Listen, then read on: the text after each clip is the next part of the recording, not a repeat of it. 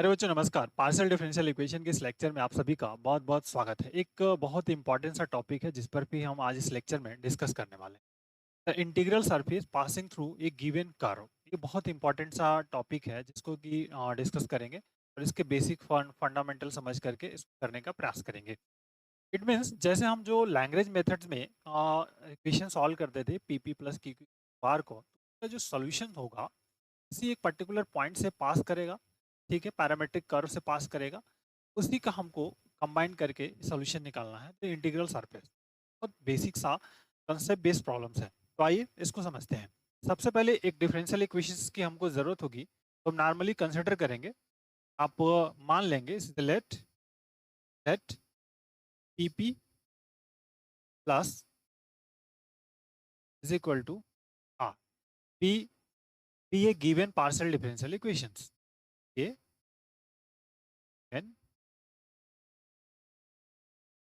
Partial differential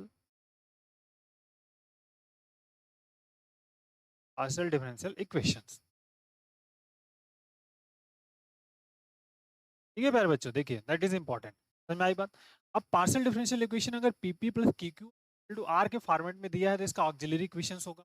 तो that is write down that it's auxiliary equations. Auxiliary equation,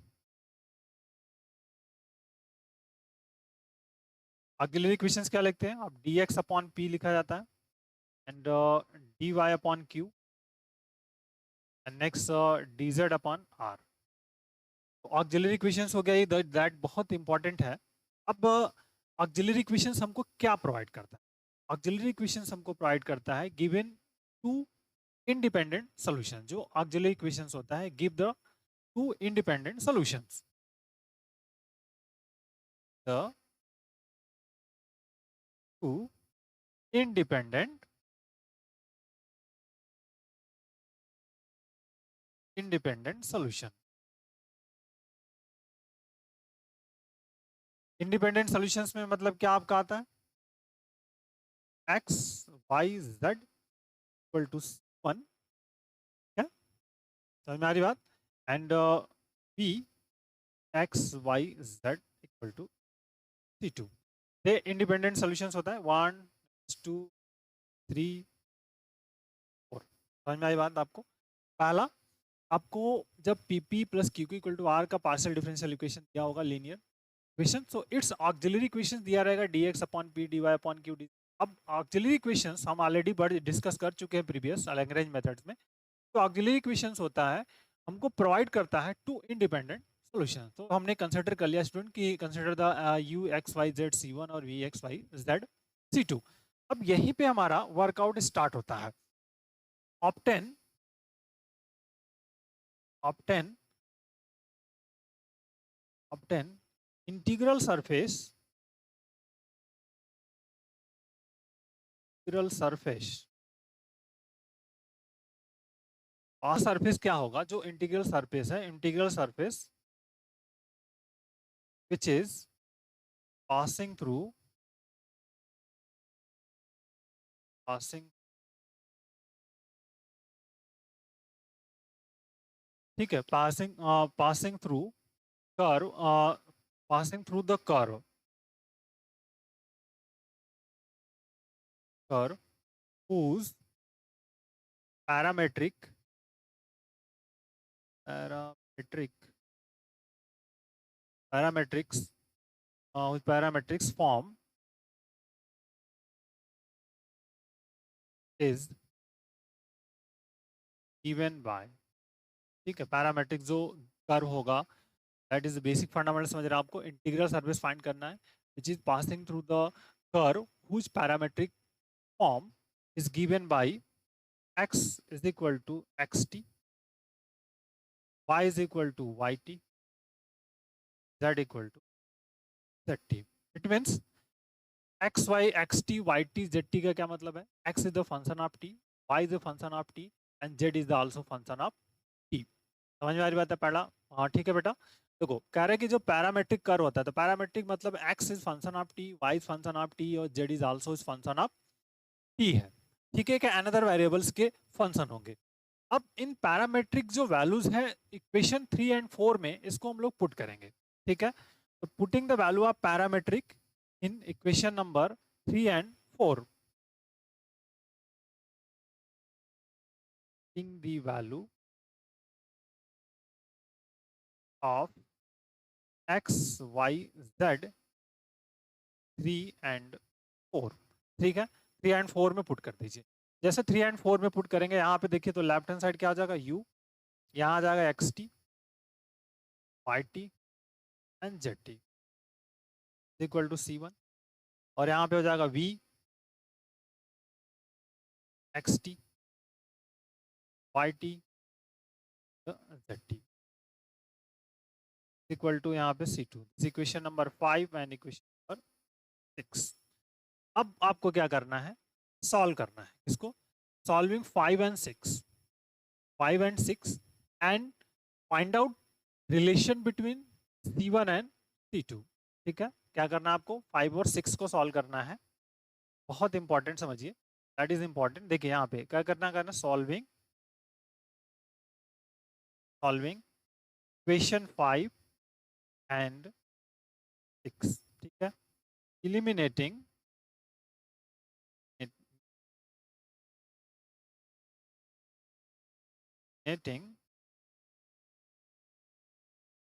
parametric t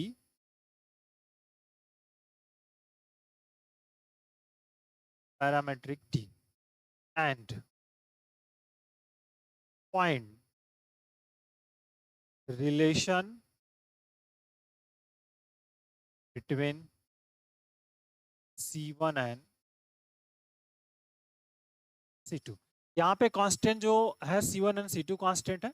another अगर आप कुछ another constant होगा, उस कांस्टेंट को कर सकते हैं, C1 C3 हो सकता है, C2 C4 हो सकता है, जो भी हो, तो या C2 C3 हो सकता है। उसके अकॉर्डिंग हम उन कांस्टेंट में रिलेशन फाइंड आउट करने का प्रयास करेंगे, दैट इज आर्बिट्री कांस्टेंट।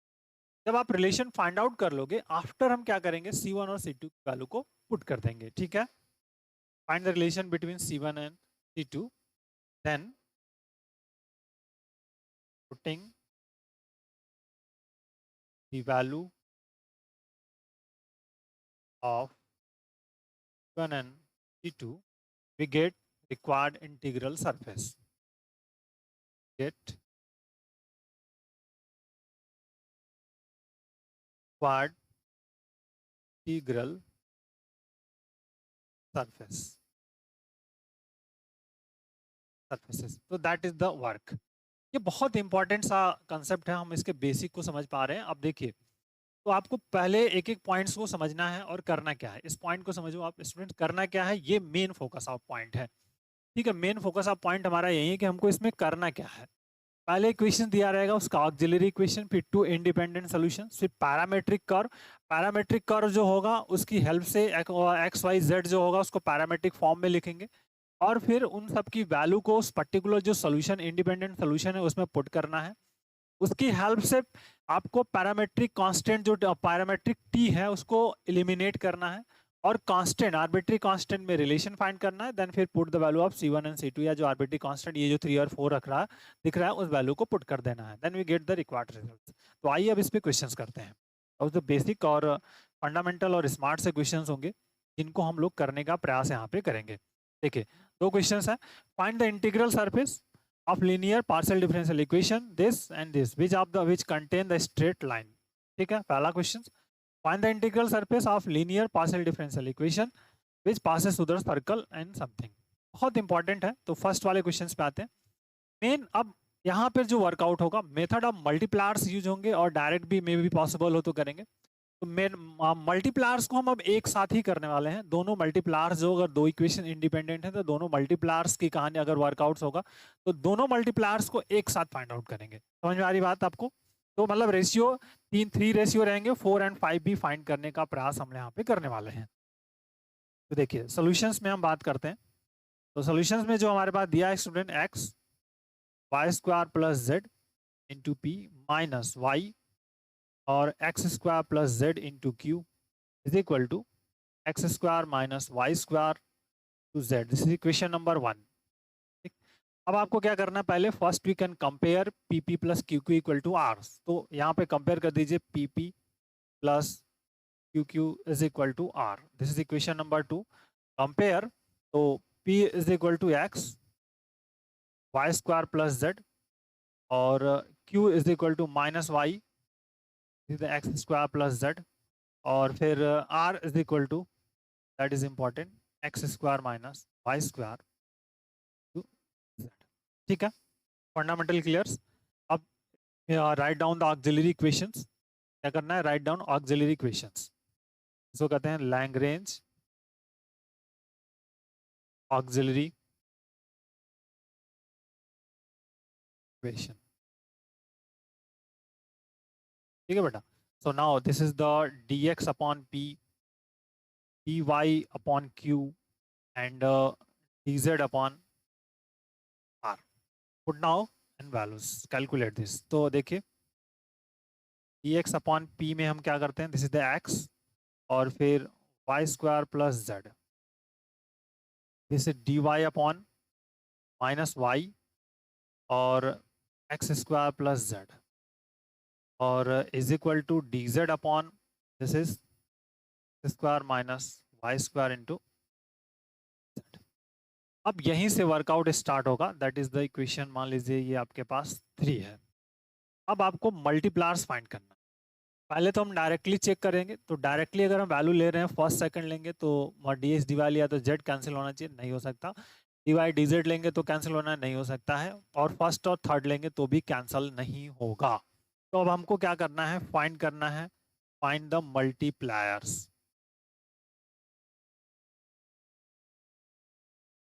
अब मल्टीप्लायर्स फाइंड करना है, इसके हम लोगों ने बेसिक कंसेप्ट को समझ चुके हैं स्टूडेंट्स, हम प्रीवियसली डिस्कस करते हैं। अगर आपको एक्स वाई जेड मल्टीपल में दिख रहे हैं, डिनोमिनेटर्स में मल्टीपल में दिख रहे हैं, तो पहला आपको ट्राई करना है कि क्या 1/x dx plus 1/y dy या 1/dz इसका मल्टीप्लायर्स है कि नहीं है। मल्टीप्लायर्स का मतलब डिनोमिनेटर 0 हो जाना चाहिए। समझ में आ रही बात आपको, मल्टीप्लायर्स आप ऑलरेडी जानते हो क्या डिस्कस होता है। तो हम एक ऐसे फंक्शन से मल्टीप्लाई करें न्यूमरेटर एंड डिनोमिनेटर में और उनका सम करें, तो डिनोमिनेटर हमारा क्या होना चाहिए, 0 हो जाना चाहिए। ठीक है, तो how to find the multipliers, तो फर्स्ट वी चेक, जैसे यहाँ पे x दिख रहा है, देखो यहाँ पे y दिख रहा है, यहाँ पे z दिख रहा है, तो हम नॉर्मली जो रफ वर्क है, एक्स्ट्रा वर्क करते हैं कि हम करते हैं कि 1/x dx plus 1/y dy और प्लस 1/z dz। हम प्लस माइनस साइन को बाद में चेक कर लेंगे, रफली एक रफ वाला काम है, बट यहाँ पे हम सब कुछ करके देखेंगे। देखिए जैसे इस वाले पार्ट में अगर 1/x से आप मल्टीपल करोगे तो ध्यान रखो, तो x कैंसिल होगा, तो यहाँ पे क्या बचेगा, वाई स्क्वायर प्लस जेड बच जाएगा। ठीक है, यहाँ से 1/y करेंगे तो माइनस होगा, तो minus x square plus minus z, और इसमें करेंगे तो that is the plus s x square minus Y square. देखो y square cancel, x square cancel, z cancel, मतलब आपका जो फर्स्ट मल्टीप्लायर्स है वो फाइंड आउट हो गया। क्या क्या फाइंड आउट हो गया, 1/x 1/y और 1/z, एक मल्टीप्लायर्स फाइंड हो गया। अब सेकंड वाला मल्टीप्लायर्स देख लो। अब दूसरे में हम क्या करते हैं, नॉर्मली हम चेक करेंगे, दूसरा तरीका होगा X D X Y D Y Z D Z पे फोकस आउट करके देखते हैं क्या रिजल्ट हमारा मिलता है। इसी तरह से 1/1 चेक करना पड़ता है। तो जैसे हम कहेंगे कि X D x plus Y D Y, ठीक है, प्लस माइनस अल्टरनेट हो सकता है, साइन का जो एडजस्टमेंट है उसको हम कर सकते हैं। जैसे यहाँ पे आप न्यूमरेटर में एक्स से मल्टीप्लाई करोगे तो डिनोमिनेटर में एक्स स्क्वायर हो जाएगा, तो यहाँ पे क्या हो जाएगा, एक्स स्क्वायर, और फिर यहाँ पे हो जाएगा वाई स्क्वायर प्लस जेड, और यहाँ पे हो जाएगा माइनस वाई स्क्वायर और एक्स स्क्वायर प्लस जेड। अब देखो क्योंकि एक्स स्क्वायर जेड आ रहा है, तो इस वाले पार्ट में अगर हम जेड से नहीं मल्टीप्लाई करेंगे, यहाँ से देखिए एक्स स्क्वायर जेड हमको मिलेगा, एक्स स्क्वायर जेड मिलेगा, तो अगर हम सिर्फ जेड को करें, दिस इज द माइनस, अगर डी जेड कर दें तो देखिए क्या रिजल्ट मिल सकता है, माइनस एक्स स्क्वायर जेड यहाँ से मिलेगा, प्लस में मिलेगा, हमको चाहिए माइनस में, तो यहाँ से अगर कर देंगे तो माइनस यहाँ पे X square minus Y square और इंटू जेड। अब देखो एक्स स्क्वायर वाई स्क्वायर यहाँ से करेंगे मल्टीपल 0 हो जाएगा, एक्स स्क्वायर जेड करेंगे, यहाँ से देखिए तो एक्स स्क्वायर जेड 0 मिल जाएगा, फिर यहाँ पे वाई स्क्वायर जेड माइनस और यहाँ पे plus, so it will be 0। तो मतलब आपका सेकंड मल्टीप्लायर्स क्या मिल गया, एक्स वाई और -1, ये आपके दो मल्टीप्लायर्स मिल गए। ठीक है, अब इन्हीं मल्टीप्लायर की हेल्प से हमको चौथा और पांचवा रेशियो निकाल लेना है। ठीक है, दो मल्टीप्लायर्स मिल गए, अब इनकी हेल्प से हम चौथा और पांचवा जो समीकरण है उसको फाइंड आउट करेंगे। समझ में आई बात? दैट इज फंडामेंटल क्लियर हो गया। तो आइए अब इसको हम लोग करते हैं। मेन स्टूडेंट्स है मल्टीप्लायर को फाइंड करना। Multiplier you can find out, then अब राइट डाउन द रेशियो। ठीक, बस अब आप कुछ बचा नहीं आपको इस क्वेश्चन में। अब आपने मल्टीप्लायर जैसे ही फाइंड कर लिया तो जो दो रेशियोज लिखने वाले हैं हम लोग, 1/x dx plus 1/y dy plus 1/z dz। Multiplier दोनों कर लेंगे तो हमारा फायदा क्या होगा कि हम एक साथ वर्कआउट कर पाएंगे और बहुत सारा समय हमारा बच जाएगा। तो जैसे यहाँ से करेंगे तो देखिए लेफ्ट डिनोमिनेटर्स में क्या आ जाएगा, 1/x ds किया तो डिनोमिनेटर में 1/x से यहाँ पे मल्टीप्लाई करोगे। अगर 1/x से मल्टीप्लाई करोगे तो ये x कैंसिल हो जाएगा तो बचेगा कुछ नहीं, तो दैट इज इंपॉर्टेंट। तो यहाँ पे हो जाएगा वाई स्क्वायर प्लस जेड। इसका हो जाएगा आपका y निकल गया तो माइनस यहाँ पे एक्स स्क्वायर माइनस जेड, और फिर यहाँ पे कर लेंगे that is the x square plus x square minus, और सेकेंड वाला जो मल्टीप्लायर है उसकी में सेल हेल्प से करेंगे। तो यहाँ पे देखिए this is the x D x plus Y D y और y D y minus D z. ठीक है बेटा, दैट इज इंपॉर्टेंट। अब y D y minus D z है तो इसकी सहायता से हमको यहाँ पे मल्टीप्लायर्स के लिए फोकस करना है बहुत ध्यान से और फंडामेंटली कंसेप्ट के साथ करेंगे। देखिए एक्स डी एक्स, तो जैसे यहाँ पे एक्स डी एक्स न्यूमरेटर में करेंगे तो डिनोमिनेटर में एक्स स्क्वायर हो जाएगा, तो यहाँ पे लिख लेंगे that is the x square और वाई स्क्वायर प्लस जेड। ठीक, और यहाँ पे माइनस वाई स्क्वायर और फिर एक्स स्क्वायर प्लस जेड, और माइनस डी जेड किया तो minus x square minus Y square Z. ठीक है, पॉइंट समझ में आ गया। आप मल्टीप्लास निकल गए। अब देखिए हियर वाले में पार्ट में हम करेंगे तो वाई स्क्वायर से Y square cancel, x square से एक्स स्क्वायर कैंसिल, जेड से जेड कैंसिल। सो जो हियर मिल रहा है आपका 1/x dx plus 1/y dy plus 1/z dz, और डिवाइडेड बाई क्या मिल जाएगा स्टूडेंट, 0। और ये वाला रेशियो क्या मिल जाएगा, x dx plus y dy minus dz, और यहाँ पे डिनोमिनेटर में अब जब इसको टोटली सॉल्व करोगे देन वी गेट द 0। ठीक है, एक्स स्क्वायर वाई स्क्वायर, देखो यहाँ पे X square Y square, X square Z यहाँ से करेंगे तो यहाँ पे प्लस हो जाएगा, so it will be 0।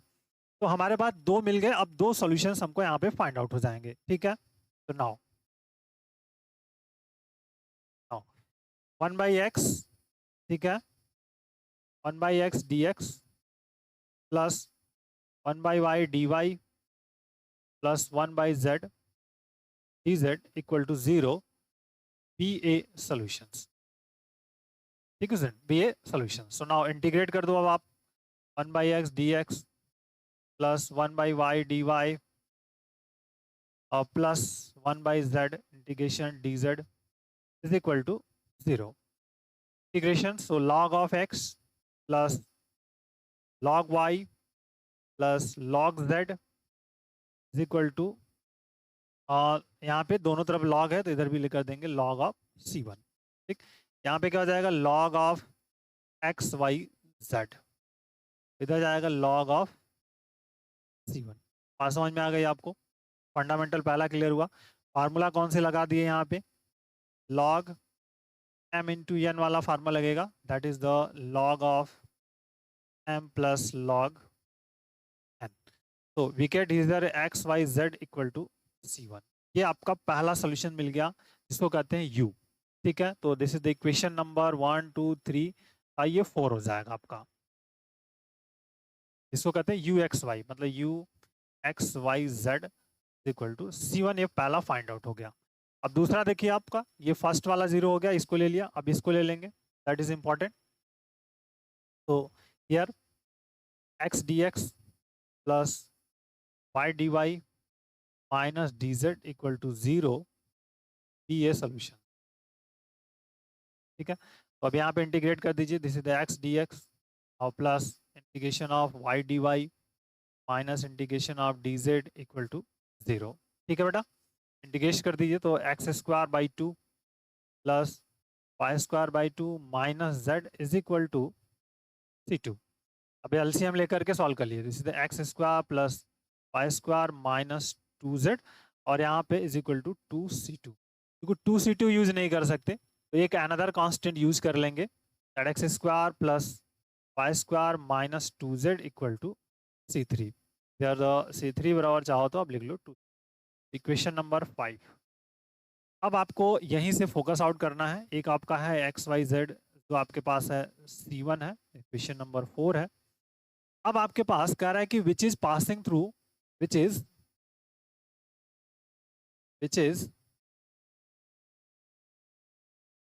Passing through,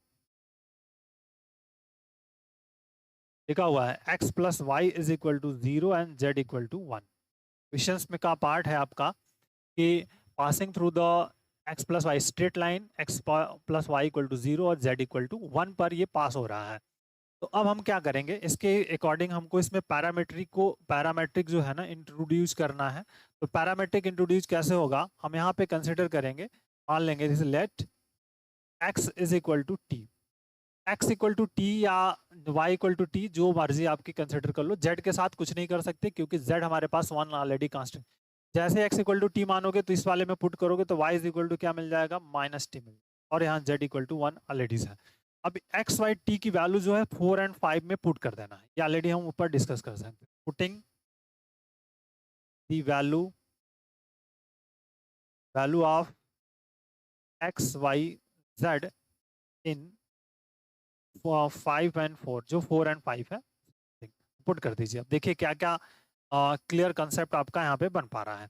तो पहले यहाँ पे पुट करेंगे फर्स्ट वाले में, तो देखिए यहाँ पे टी स्क्वायर हो जाएगा प्लस माइनस टी का स्क्वायर, और यहाँ इस वाले में पुट कर रहे हैं, और सॉरी यहाँ पर, तो और minus 2 to 1 is equal to C3, ये माइनस माइनस प्लस, तो ये हो जाएगा आपका total 2t square minus 2 is equal to C3। This equation number 6। ठीक, और इस वाले में अब यहाँ पे पुट कर देंगे एक्स वाई जेड, तो that is your t into minus t into 1 is equal to C1, या minus t square equal to C1, like that t square is equal to minus C1।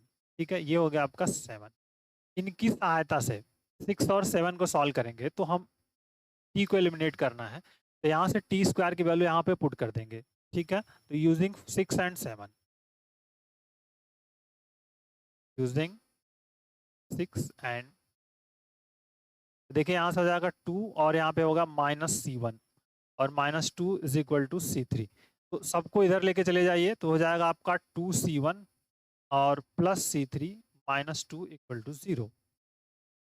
अब C1 और C1 C3 में relation निकल गया। अब आपको क्या करना है, हमने लास्ट में फिर बोला था C1 और C3 की वैल्यू जो निकली, या C1 C2 जो यहाँ है, C1 C3 की वैल्यू का यहाँ पे पुट कर देंगे, then we get the results. तो C1 हमारे पास क्या है, अब ये वाला रिजल्ट्स, ये जो ये वैल्यूज है इसको रखना है, तो C1 XYZ और समथिंग। तो देखिए C1 यहाँ पे हो जाएगा, तो that is a 2XYZ, putting the value of XYZ, और this is the x square plus y square minus 2z। ठीक है, और ये माइनस ये सॉरी प्लस टू हो जाएगा, that is the plus 2 equal to 0, क्योंकि सबको इधर ट्रांसफर करेंगे तो सब प्लस हो जाएंगे। ठीक है, समझ में आ रही बात। तो which is the required results XYZ, तो इसको आप चाहो तो आंसर ऐसे लिख लो, x square plus i square plus 2XYZ minus 2z plus 2 equal to 0। ठीक है, which is required integral surface, yeah? Which is required integral surfaces।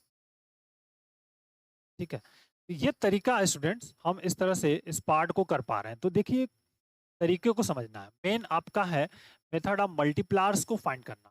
अगर आप मेथड ऑफ मल्टीप्लायर्स को सही से फाइंड कर पाओगे, then we can solve the easily problems. ठीक है, आई थिंक आपको ये पैटर्न समझ में आ गया होगा। अब आए दूसरे क्वेश्चंस को करते हैं, जो इसका सेकंड वाला पार्ट है उसको करने का हम प्रयास करते हैं।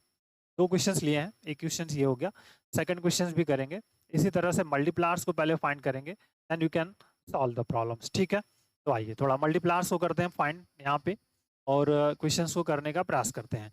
तो दैट इज इंपॉर्टेंट, सोल्यूशन जो हमारे पास है उसको करेंगे।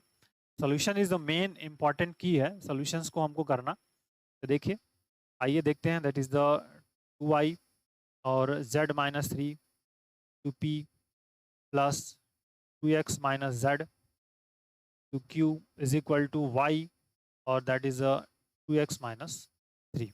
ठीक, तो कंपेयर करना है p p plus Q q is equal to r से। This is 1 and this is 2। इसको कंपेयर इससे हम जैसे ही करेंगे तो हमारा ऑक्सिलरी इक्वेशंस मिल जाएगा। तो दैट इज इंपॉर्टेंट। तो ऑक्सिलरी इक्वेशंस क्या होगा देख लीजिए, पहले पी निकाल लीजिए, दैट इज 2y और z माइनस 3। ठीक है, क्यू निकाल लेंगे हम लोग, तो that is 2x minus z, और आर फाइंड आउट हो जाएगा 2x माइनस 3। ठीक, ऑक्सिलरी इक्वेशंस, ऑक्सिलरी इक्वेशन।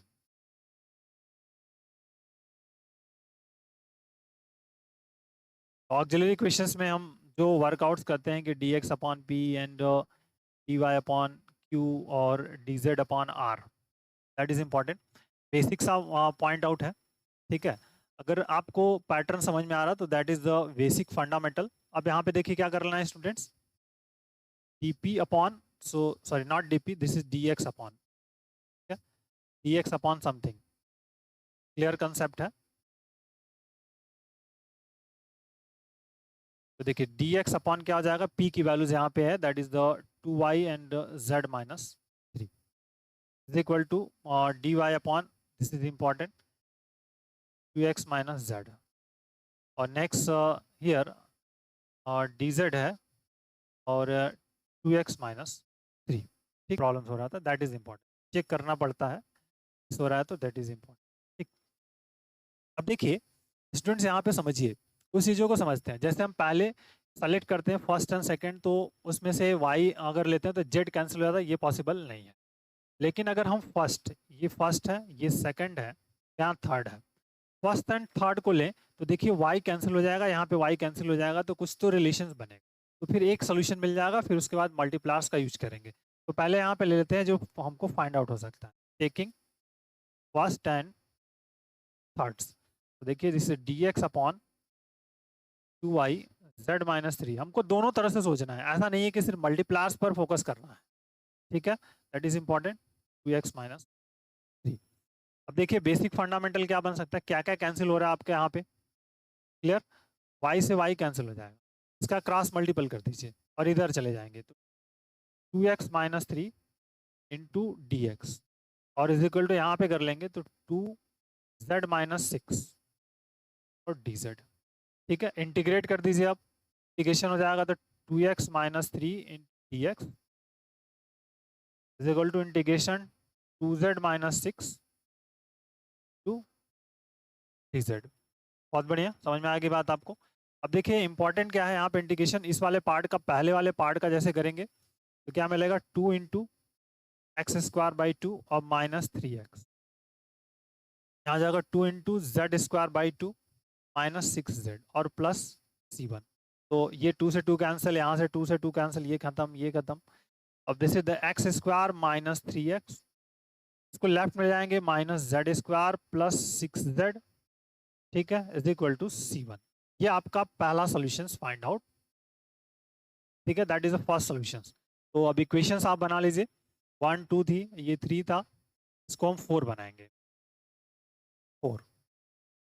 ठीक है, अब आते हैं नेक्स्ट, जो 3 से हम मल्टीप्लायर्स को फाइंड करने का प्रयास करने वाले हैं। यहाँ पे क्या करने वाले हैं, दैट इज द मल्टीप्लायर्स चाहिए हमको, इज द बेसिक कंसेप्ट। तो फ्रॉम 3, तो जो फ्रॉम 3 हम लोगों ने लिखा हुआ है उसी की बात करते हैं कि डी एक्स अपॉन हमारे पास क्या है, that is 2y z minus 3 और is equal to d Y upon that is 2x minus z और dz upon that is important y और 2x माइनस 3। अब मल्टीप्लायर्स मेन है कि मल्टीप्लायर्स क्या फाइंड कर सकते हैं, मेन इंपॉर्टेंट है इसका मल्टीप्लायर फाइंड करना और फिर इसके बाद सॉल्यूशंस इसको वर्कआउट में लेना, दैट इज इंपॉर्टेंट की कि मल्टीप्लायर्स हमारा क्या होगा। समझ में आ रही है आपको बात?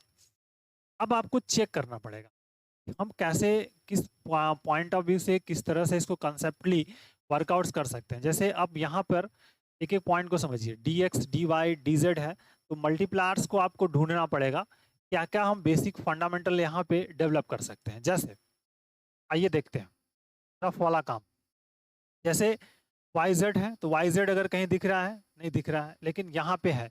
अगर हम इस 1/2 को बाहर कर दें, देखिए 1/2 से तो नहीं हो सकता, अगर 2y/z हो जाएगा, 6y हो जाएगा, तो 6y तो यहाँ पे हम लोग कहीं नहीं ला सकते हैं। तो मेरी बात, 6y नहीं आ सकता है, तो यहाँ से हमको मल्टीप्लाई करना पड़ेगा, तब जा करके बात बनेगी। ठीक है, या तो 2z कर सकते हैं मल्टीप्लाई। ठीक है, बात समझिए आप, हम लोग 2z से मल्टीप्लाई कर सकते हैं।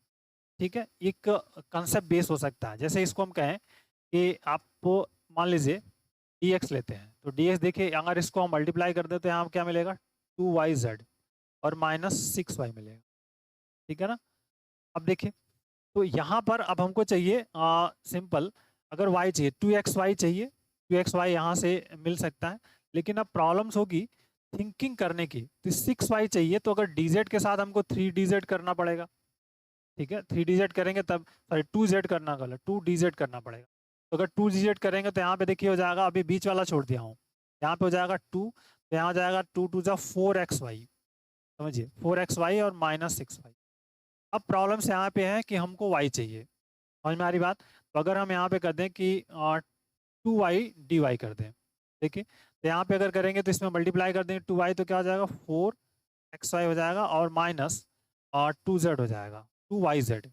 तो अब देखिए 2yz और समथिंग कहाँ मिल रहा है, 2yz यहाँ पर है।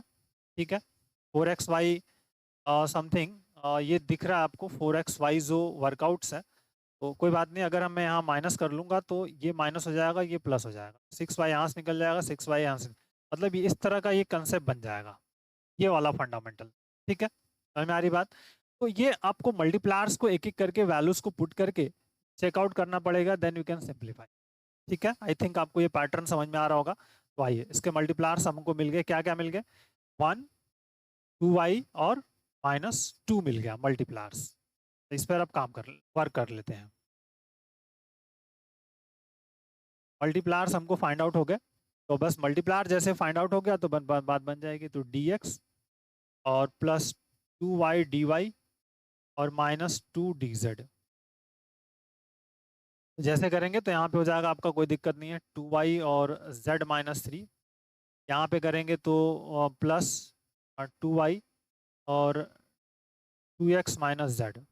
ठीक, और फिर माइनस है, तो यहाँ पे माइनस टीज कर रहे हैं, तो -2y और 2x -3, and calculate this, dx +2y - 2dz, denominators multiply कर देते, 2yz -6y प्लस 2 2 2 जा 4, 4xy माइनस 4y 2yz। ठीक है, दैट इज हियर 2yz। ठीक, clear.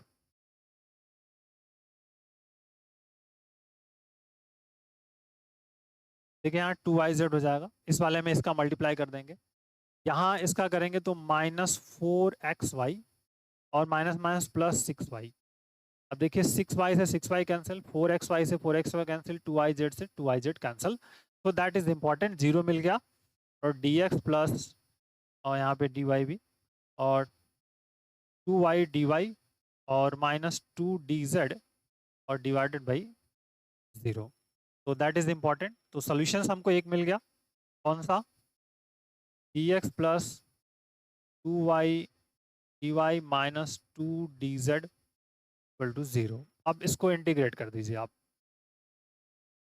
Integration dx plus integration 2y dy integration 2dz और इज इक्वल टू 0। यहाँ हो गया x plus 2 into y² minus 2z और इज इक्वल टू c2। ठीक है, दैट इज इंपॉर्टेंट। तो x plus y² minus 2z equal to c2। ठीक है, इक्वेशन नंबर ये 4 हो जाएगा, आई थिंक देख लेते हैं, ऊपर का हमारा निकला था 4, ये है, तो ये 5 हो जाएगा आपका। ठीक है, ये क्या होगा, 5। ठीक है, बेसिक कंसेप्ट समझ लीजिए, ये निकल गया x प्लस y² समथिंग, और ऊपर वाला यहाँ नीचे लिख लेते हैं, x² minus 3x, x² minus 3x minus z² plus 6z, x² minus 3x और z² plus 6z equal to c1। ठीक, ये आपका इक्वेशन नंबर 4 है। अब कह रहे हैं विच is passing through the circle, which is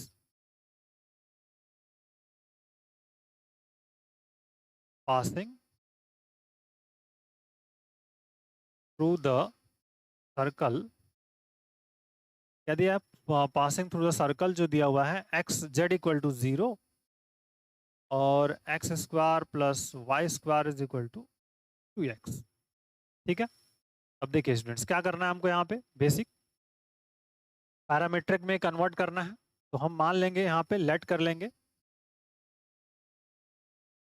late x is equal to t मान लीजिए, तो इसमें पुट करके कैलकुलेट कर लीजिए। तो that is the t square plus y square is equal to 2t। ठीक है, implied that y square is equal to 2t minus t square. तो देखिए एक्स वाई जेड भी मिल गया, y equal to power of something निकल जाएगा, but यहाँ पे देखिए इसमें वाई स्क्वायर ही है तो कोई दिक्कत नहीं है, और जेड इक्वल टू 0। तो that is the x is equal to t. ठीक है, वाई इज इक्वल टू यहाँ चाहो तो आप 2t minus t square power of 1/2 और जेड इक्वल टू 0। ठीक है, तो that is the from putting from 4 and 5। तो पुट करते हैं, देखिए पहले 4 में पुट कर लेते हैं। तो एक्स स्क्वायर के रिप्लेस पर टी पुट करना है, मतलब हमारे पास आ जाएगा टी स्क्वायर। एक एक पॉइंट समझिए, -3x तो -3t। जेड स्क्वायर की वैल्यू क्या है 0, तो जेड की वैल्यू 0 तो जेड स्क्वायर, और फिर यहाँ 0 और इक्वल टू c1, मतलब t square -3t is equal to c1। इस इक्वेशन नंबर 6 इसमें पुट करिए। इस वाले में x की वैल्यू t, वाई स्क्वायर की वैल्यू क्या है 2t minus t square, 2t minus t square और -2 to 0 is equal to c2। ठीक है, सिंप्लीफाई करिए, this is 3t minus t square और इज इक्वल टू c2।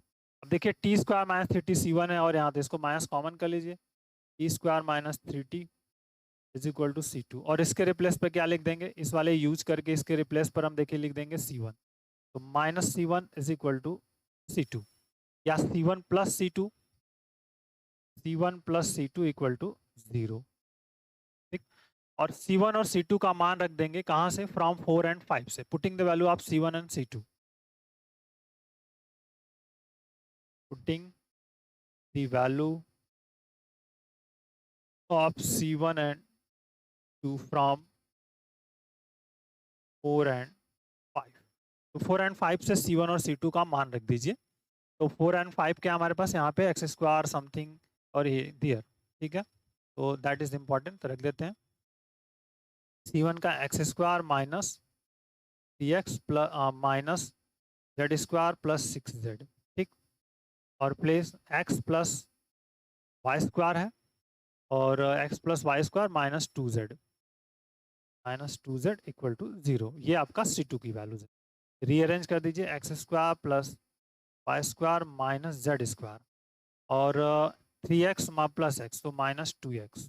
ठीक है, दैट इज इम्पॉर्टेंट, और फिर प्लस 4z। ठीक, और कुछ छूट रहा है और दैट इज इम्पॉर्टेंट नो, और इज इक्वल टू 0। तो that is the required solution. तो ये बहुत इंपॉर्टेंट सा फंडामेंटल कंसेप्ट हो गया इस प्रॉब्लम का। तो इसी तरह से हम पॉइंट आउट करके क्वेश्चंस को कर सकते हैं स्टूडेंट। तो बहुत फंडामेंटली है इंटीग्रल सरफेस का इक्वेशंस फाइंड आउट करना, सोल्यूशन फाइंड करना। टाइम लगता है, जो मल्टीप्लायर्स हमको फाइंड करने हैं ना में टाइम लगता है, तो ये आपको ध्यान से रखना है। तो आई थिंक आपको ये पैटर्न थोड़ा सा समझ में आएगा, टाइम आपको देना पड़ेगा। पीडीएफ आपको डिस्क्रिप्शन बॉक्स में मैं लिंक प्रोवाइड कर दूंगा, आप वहाँ से इसको डाउनलोड कर सकते हैं जिससे आपकी हो सकती है। तो take care, thank you, bye bye, जय हिंद।